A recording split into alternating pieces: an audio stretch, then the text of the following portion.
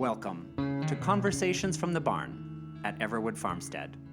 These are casual chats with visiting artists. Creaky barn, bugs, and all.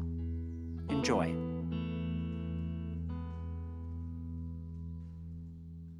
Welcome to Conversations from the Barn. This is Bill Underwood. Of course, here with Chris Everett.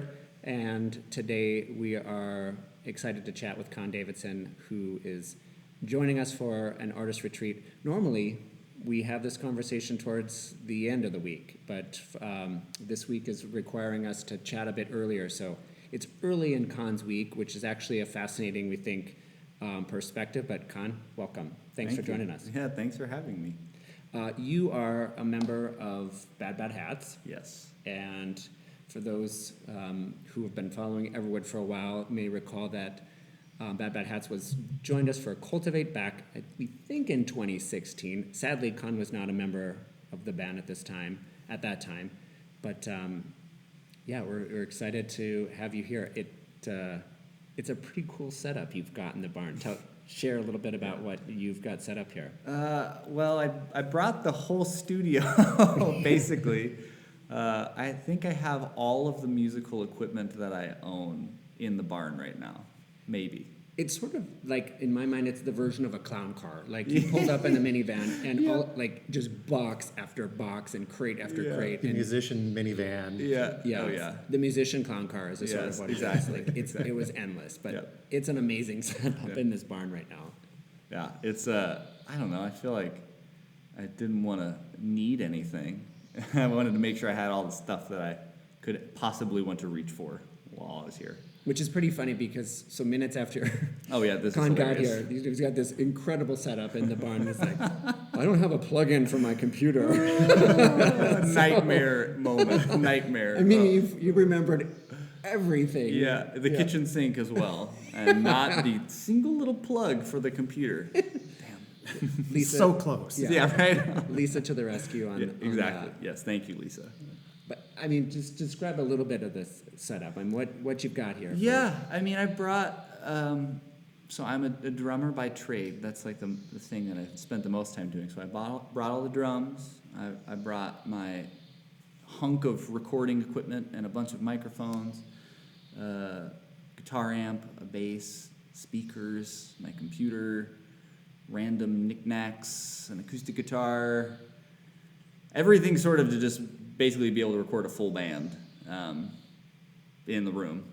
And we're glad we could have a piano for you, so you didn't have to fit that in. 2 pianos, yeah. Well, it's funny, the thing that I really was excited about, I have like a home studio mixing room at my place, and I cannot play drums in there because it's like a multi-unit dwelling, and I don't have access to a piano. So the two immediate exciting things about being able to record music in a barn was getting to record drums in a ginormous room, and then having access to a piano, which is something I never get to.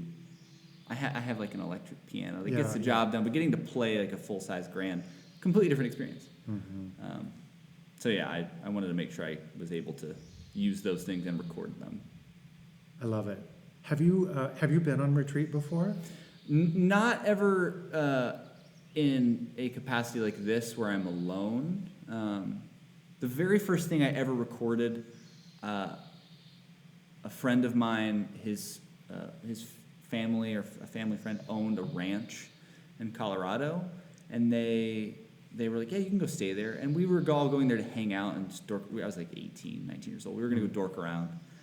And I thought, I'll bring some recording equipment. Same situation as this. Oh, yeah, I'm just going to go hang out. And I bring way too much stuff. And I sort of didn't hang out with anyone, and I just like cornered myself in this room and recorded a bunch of music. But it wasn't intentional time, just because there was tons of friends there. Yeah. So this is the first time I've done anything where I'm like alone, left to my own devices, sort of to do whatever. Yeah. I'm curious how it's been feeling here, like in the second and a half day, but also following the pandemic. It's been so kind great. of a whole decelerated year on top of that. Yeah, it's been. I live in St. Paul. I live right on University, in an apartment, and it's loud and it's busy, and I see people all the time, and Did I mention it's loud and it's busy? And it's after a year of basically just staying put in that apartment. My partner Jess and I, we moved March the 5th, and then I left to go on a tour, and that tour lasted 9-10 days, and then the world fell apart, and we booked it back home, and then I've been in that apartment ever since. I haven't really gone anywhere. So getting to come here after 18 months, which is the most time I've spent at home without traveling or being out of town on tour, I think in my entire adult life. Wow. Getting to come here and do this as my first thing out of town instead of like the rat race, being on tour, or just getting to, quiet down a little bit, not be in the city, and yet be away from home and do that sort of thing. It's perfect. Yeah, it's a wholly different energy shift here than in the city. I texted Jess the first night I was here. I was like, because her and I were planning to move probably out of Minnesota at some point in the near future, and I texted her, I was like, we are not going to live in the city when we move, period. We have to live not in the city. Just because, immediately it just feels, and there's different ways to achieve this sort of thing, this sort of quiet, but it's just so my speed. It's something I don't think you realize until you, get to be in it often enough, but man, it's so much nicer than the train going by all the time. I had to laugh when I was in the office when you had arrived and Lisa was kind of orienting you, and just about then the Amish cart and the horses went by, and I'm like, oh, right on cue. It was perfect, yeah. I mean, that's So you did get to hear that. Oh, it was great, yeah, it was great. That's awesome, because I was in the garden, actually, and you can't miss that sound. Oh, yeah. It's unmistakable. And it's I was the like, polar opposite of the train. Yeah, it's great. I was like, that's so awesome. Like, he's here within 5 minutes. And It's perfect. And It's they perfect. start There's the trotting traffic for by. the day. Yeah. Exactly. It's amazing. fantastic. I love it. So with all this equipment, what are your hopes and dreams for the week? What are you doing with it? Well, it's funny, when I got here, the plan was just to record 1 million songs and record a bunch of drums and a bunch of piano and do all this stuff. And day one felt like that's what I was trying to do, just checklist sort of thing. And now this morning, I'm completely shifting away from that, and I'm just gonna, record whatever feels nice to record. I feel like this space is sort of the polar opposite of anywhere I've ever recorded music before. And so it feels insane to just do the checklist thing like I'm at a studio and I'm on someone's dime fitting the bill for this studio time with an engineer. I'm just here exploring whatever I can make with the time, and all the recording equipment is just so I can capture the most honest and pure sounding versions of what it sounds like in here to do stuff. So. We call that the Tuesday effect. around here. It's real. It is. It's freaky, but it's real. That realization pops for most on Tuesday, where all of a sudden it's like, you can almost hear the brake screeching. And it's just this. I'm gonna head in a different direction. Yeah. And I'm totally cool with that. Yeah. It's funny, there is a hero's journey to being here, And, our Tuesday morning is kind of facing the first beast, and, you've passed the portal, so congratulations. That's good. That's good. It definitely feels that way. I am such I'm mildly type A and very I got to get all these things done and do them in this order, yada yada, and it's nice to feel totally okay with not being that way for a period of time. I can be type A when I go home. I don't need to be type A here. Right. You were, yesterday, I popped my head in and we were talking about the spaces that you record in, and how the space itself, I think you were telling me a producer was saying that the space itself is the most important instrument that you have. Yeah. And I'm just curious about what you're discovering about this particular soundboard that you're playing in. Well, it's funny. It's very, I'm sure you can hear on the microphone right now. It's there's a natural reverb. There's a long decay to all sounds. Nothing is short and sweet. Everything kind of floats. Yeah, exactly. It's just bouncing around all over the place. And And I find it so funny, like you can listen to that exact same drum set on tons of Bad Hats recordings, and it sounds nothing like it sounds in this room. But it's the same drum set, it's me playing, it's some of the same thing. So, as soon as you get in here and you step on a kick drum or you hit a snare drum or even you play guitar or anything, the room is informing A, how you play the instrument, and B, how the instrument sounds. So everything that I've done in the last 24 hours is not the usual, which is part of the fun. Yeah. We've had a couple of performers and we kind of warn folks that this is a really live room. You do not need to overpower with sound equipment. I mean, if you can imagine an audience kind of set up here, and people have a sound that they like to create and that they trust. Yeah. And very often when we're doing sound check, they're turning speakers off or putting down the electric guitar and picking up the acoustic. And it's, this really is. Yeah. But there's something really special in that intimacy of just everybody kind of leaning in and you're hearing the thing. Oh yeah. It's and the way that it sounds. Maybe if I was playing guitar in this chair right here, it sounds different here than it does over there by where the drums are set up, and it sounds different in that corner. Yeah. I walked around in here just clapping at first, just kind of getting a feel for things. It all is so different. You can put mics or people everywhere, and everyone's going to have a different experience based on where they're sitting. And there's not really a bad seat in the house. I mean, all of it sounds great. It's just different depending where you go. The gift of live music, right? Yeah, it's great. Which you will see some audience members, they'll actually get up and they'll, in some parts because maybe their legs are stiff, sure, they actually pick up on that and they stroll over to that side of the barn and listen to it for a while, and then they head over to that side and listen to it, and you can tell that they're like, that's a totally different sound over here. Yeah. Yesterday, while I was playing, I was like, it sounds really cool in the barn. I wonder what it sounds like outside of the barn. So while I was playing and recording, I just put a microphone down on the bench outside, and mostly birds, but hearing birds and then a drum set sort of mixed in with it, sort of thing. It's like it sounds different out there than it does in here. It's crazy.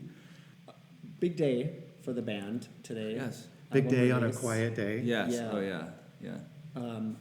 Which means a new album comes out, which means you tour. Yes.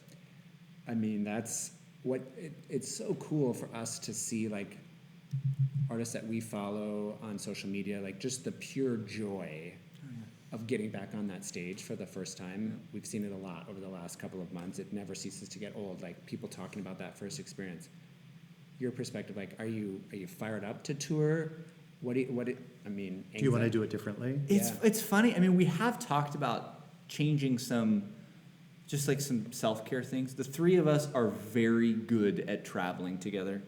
We don't skimp on making sure we're taken care of. We'll spend the money on a hotel if it means that we're all going to be happy the next day.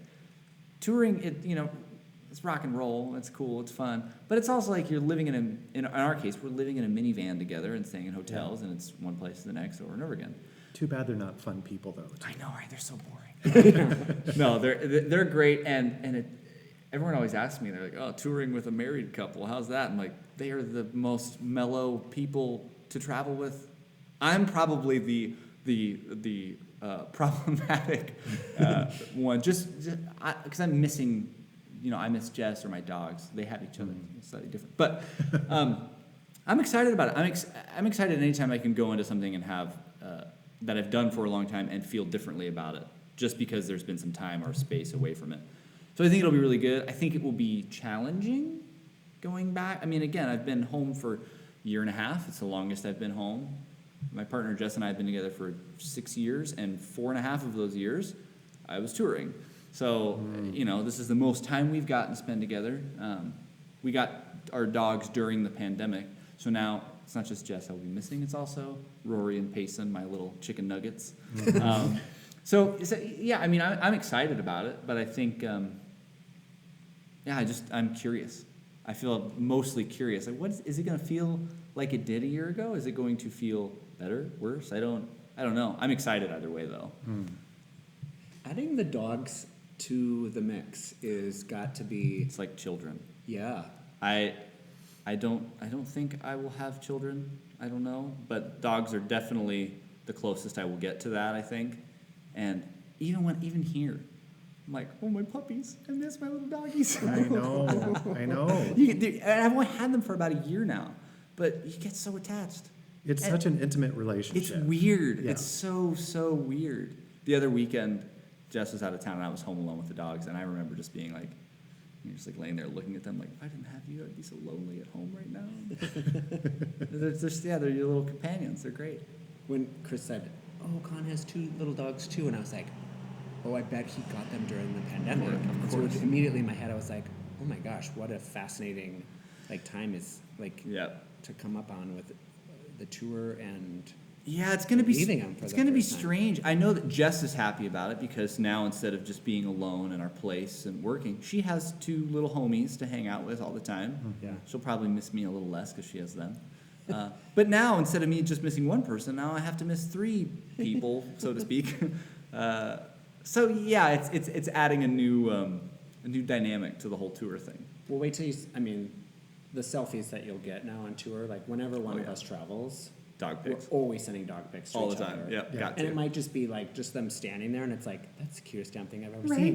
And it's Still. like, it's the same picture. It never that I gets got old. It 3 never months ago. gets old. Believe me, it never It gets never gets old.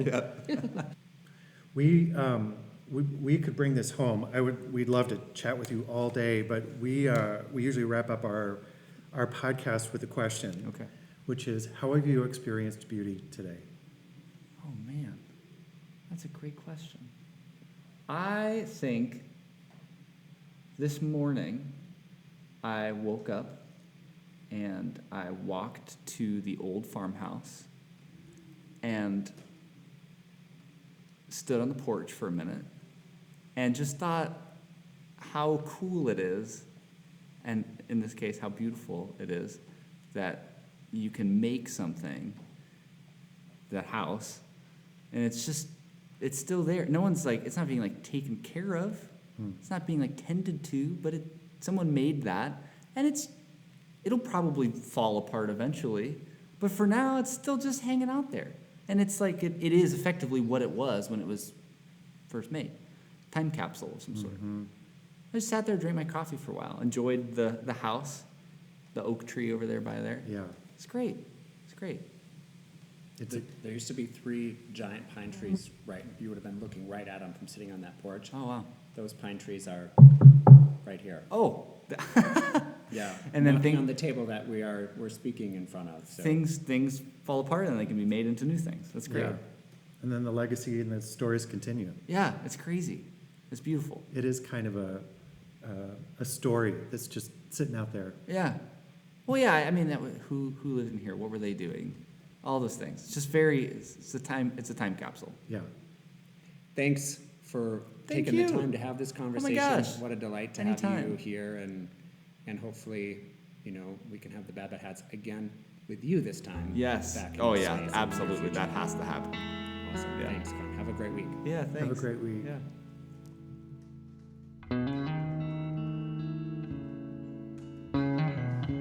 Thanks for listening to Conversations from the Barn at Everwood Farmstead.